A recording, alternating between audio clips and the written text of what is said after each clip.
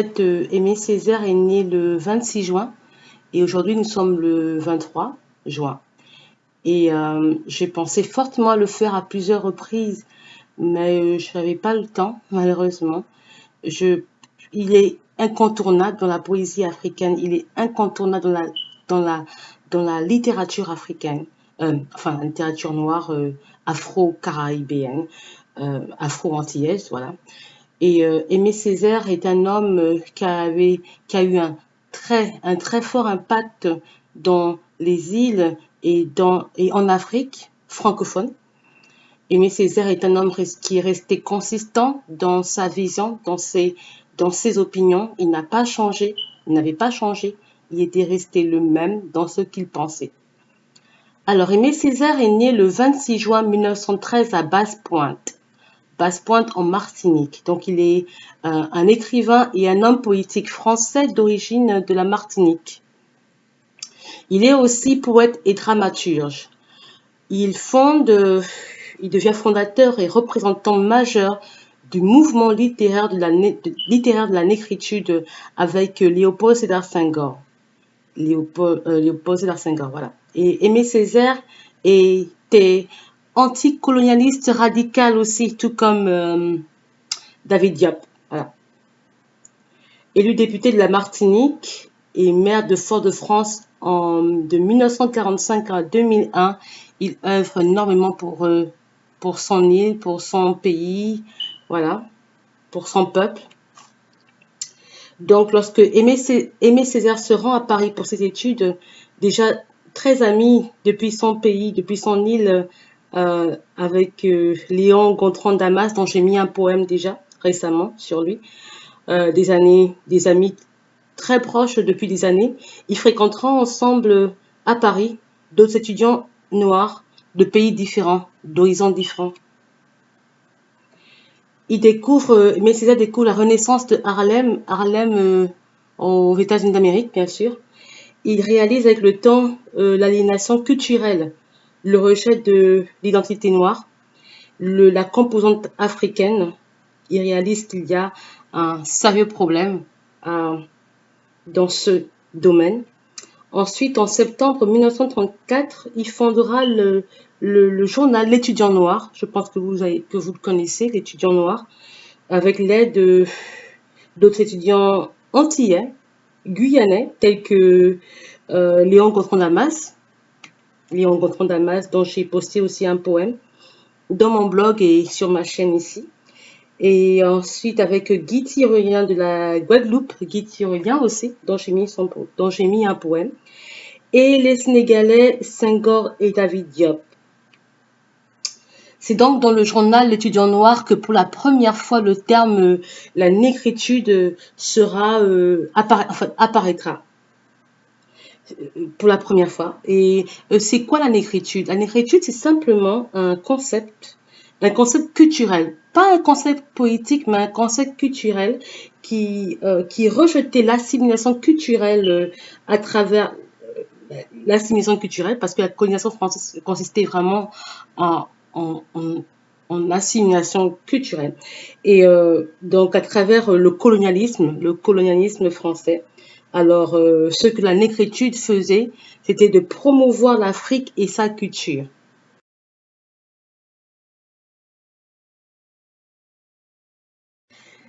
Alors, c'est environ je crois, c'est en 1935 qu'il commence à écrire le cahier d'un retour au pays natal. Cette œuvre très riche que beaucoup de gens connaissent. Et j'ai découvert cahier d'un retour au pays natal, d'un retour au pays natal, je crois, au lycée. Oui, bien sûr, au lycée, avec mon professeur, toujours, de français. Et c'était une œuvre qui m'avait profondément touchée. Certains extraits, pas tout, parce que j'avais pas lu tout complètement, mais certains extraits de cette œuvre m'avaient profondément touchée. Alors, il finira, ça prendra des années, donc il finira cette œuvre en 1938. Donc, ça prendra quand même un nombre d'années. Et dedans, on y trouve, c'est beaucoup de recherches qu'il a faites, on y trouve l'histoire de la civilisation africaine. Aussi, on y trouve les conditions et les conditions sociales, je dirais, et la littérature noire américaine des États-Unis d'Amérique. Il rentre en Martinique, donc il épouse une étudiante martiniquaise, et en 1939, je crois, 1939, après sa licence en lettres, il rentre donc chez lui en Martinique. Voyant le problème de l'aliénation culturelle dans son île, il fondera la revue Tropique en 1941 avec l'aide d'autres intellectuels martiniquais.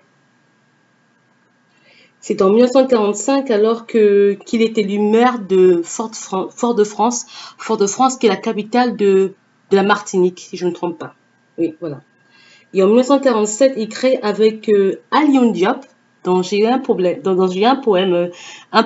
je crois, intitulé À l'Afrique, que j'ai posté dans mon blog, Alioune Diop.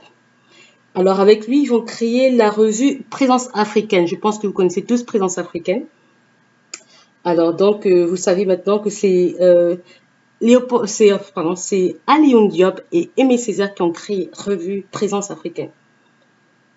Pour Aimé Césaire, il y a une étroite parenté. En fait, il y a un lien étroit entre le nazisme et le colonialisme. Et quand on regarde bien le colonialisme, c'était horrible. Quand on voit les photos qui sont publiées de plus en plus, qui sont maintenant de plus en plus publiées sur Internet, on est de plus en plus choqué de voir que le colonialisme a été vraiment traumatisant pour l'Afrique. Dans tous les aspects possibles. Je ne sais pas si le colonialisme français a été positif pour le continent africain, surtout la partie francophone. Je ne sais pas, mais on reconnaît un arbre à ses fruits. Et vraiment, les images que j'avais vues sur le colonialisme à l'époque, déjà dans les images, je crois, dans les années 60, je pense, et puis, je veux dire, au Cameroun, au Gabon, ailleurs, parce que surtout le colonialisme, surtout dans le côté de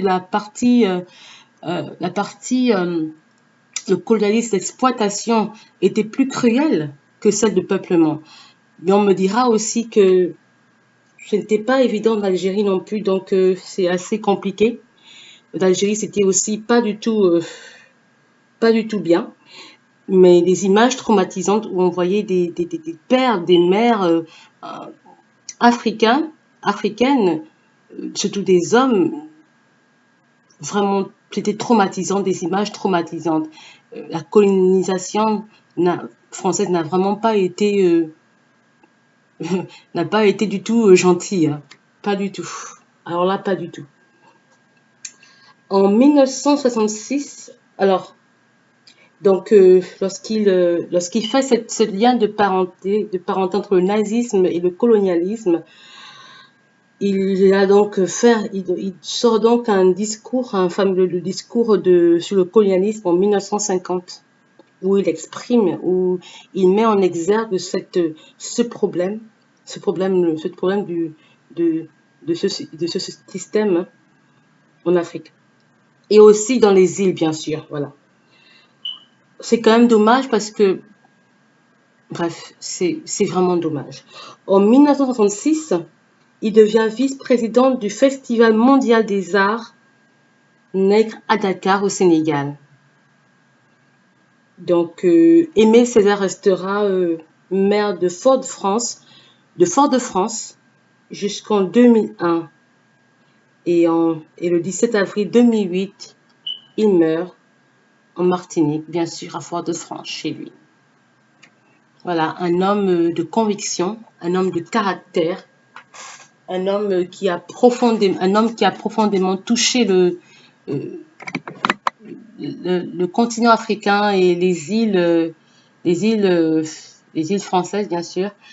Et Aimé Césaire ne sera jamais oublié.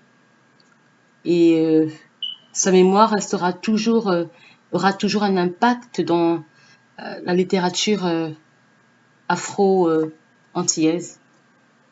Voilà. Donc je vais pouvoir enfin lire quelques extraits des du cahier d'un retour au pays natal et je partagerai quelques-unes de mes impressions, ce qui m'avait touché à l'époque.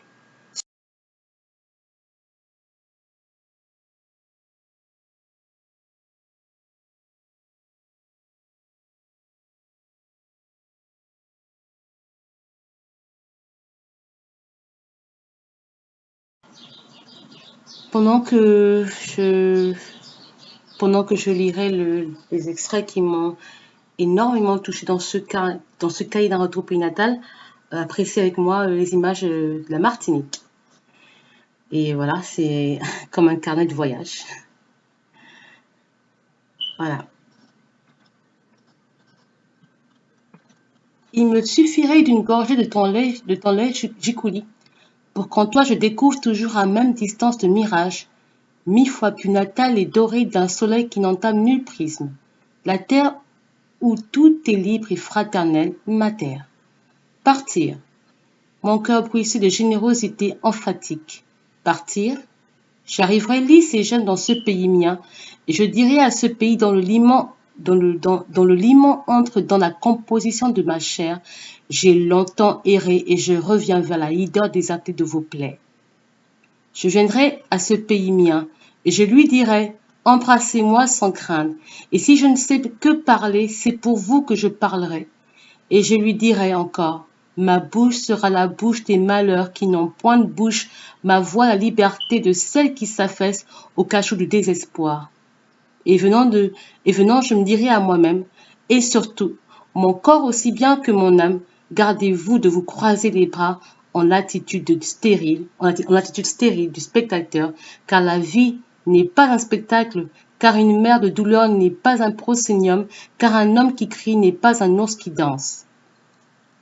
Cet extrait, j'ai aimé, je me rappelle que j'avais vraiment aimé cette partie, lorsqu'il disait « Ma bouche sera la bouche des malheurs qui n'ont point de bouche, ma voix la liberté de celles qui s'affaissent au cachot du désespoir. » Dans la période dans laquelle nous avions appris cet extrait à l'école, au lycée, je me rappelle qu'on lisait aussi le livre on avait quelques parties du livre d'un auteur, je crois, guyanais, René Maran. René Maran était, je crois, gouverneur ou quelque chose de ce genre en Afrique au Congo. Il avait écrit Batouala, où il dénonçait la méchanceté, les douleurs de la colonisation. Et je pense qu'il était tellement révolté. Et donc, cette partie de ce livre, en même temps, lorsqu'on l'avait découvert, lorsqu'on l'avait appris, en même temps qu'on lisait cet extrait d'Aimé Césaire, en fait,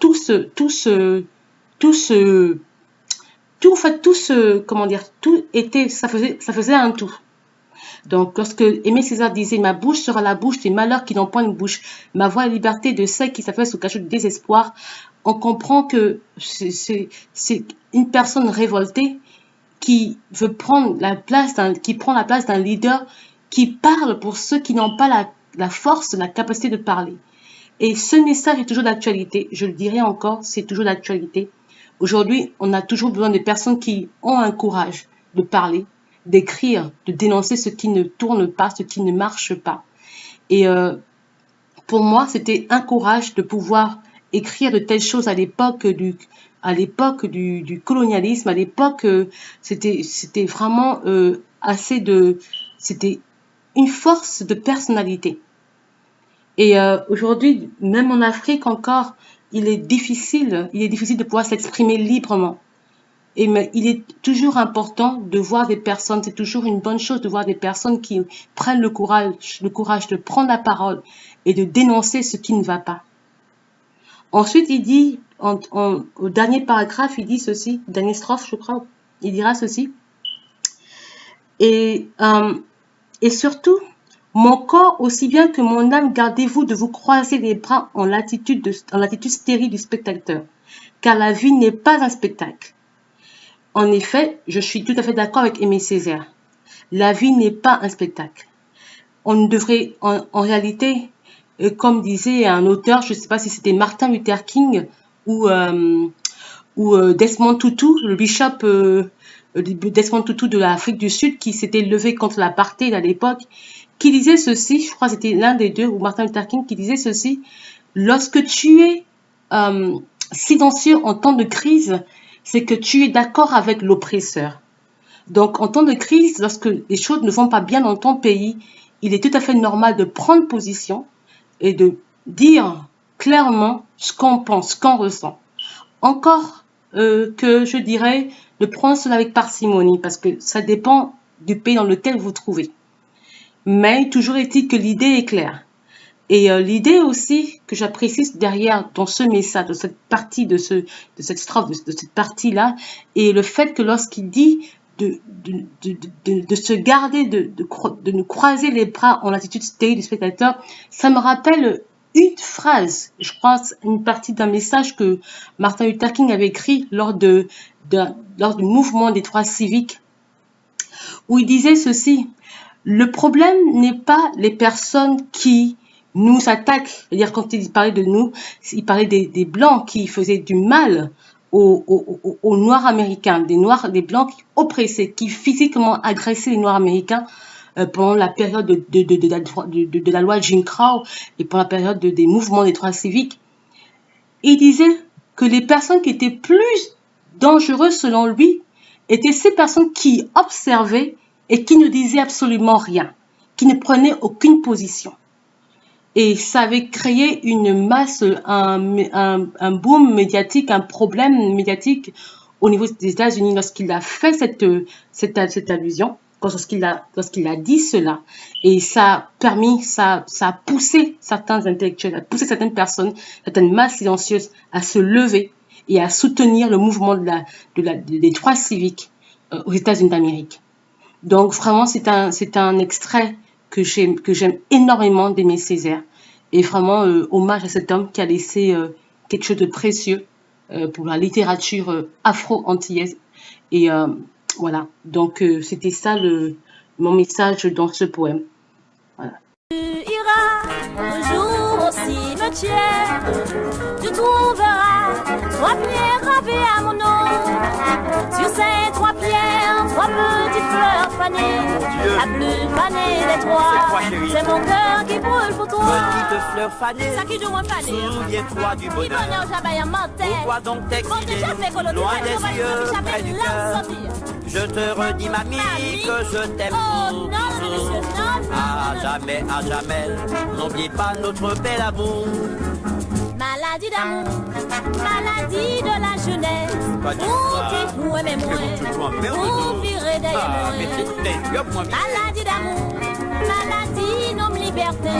Si vous aimez moins, moi marcher derrière moi. Qu'est-ce qui frappe à ma porte? C'est moi l'amour. C'est roulant mon depuis qui C'est moi père douce. Et bon, on est carré mon père. Ah, depuis 2 heures. Ça qui fait encore. Ah, puis qu'à mouiller Et mes moi. fois t'as les pétrons en parce que c'est parti en fait.